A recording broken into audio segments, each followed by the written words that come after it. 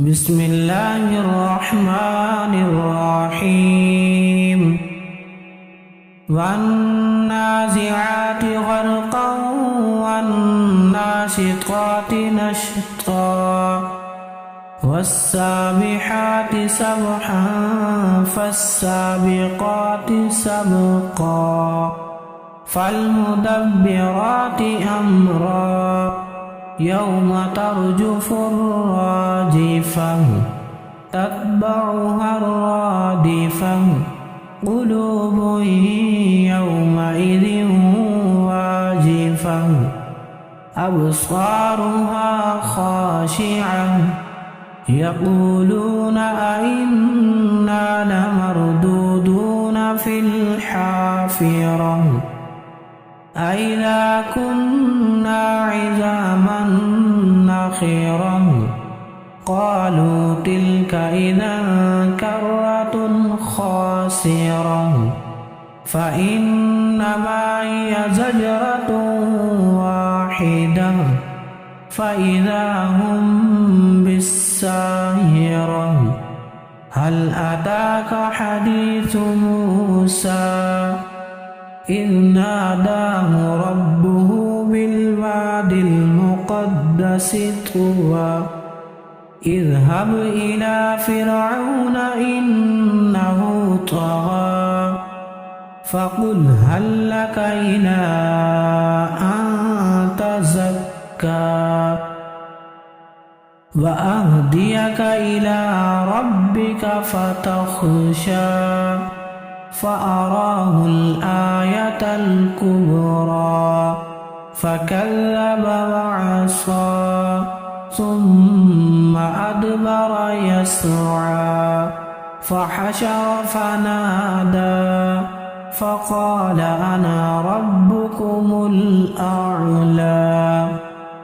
فأخذه الله نكال الآخرة والأولى إن في ذلك لعبرة لمن يخشى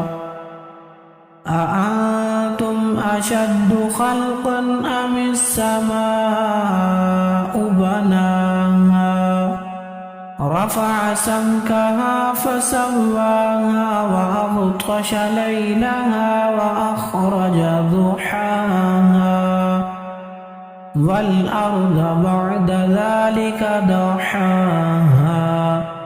أخرج منها ماءها ومرعاها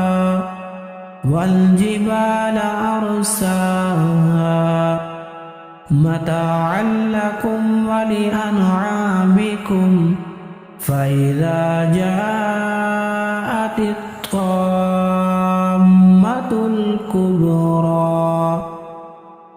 يوم يتذكر الإنسان ما سعى وبرزت الجحيم لمن يرى فأما من طغى وآثر الحياة الدنيا فإن الجحيم هي المأوى وأما من خاف مقام ربه ونهى النفس عن الهوى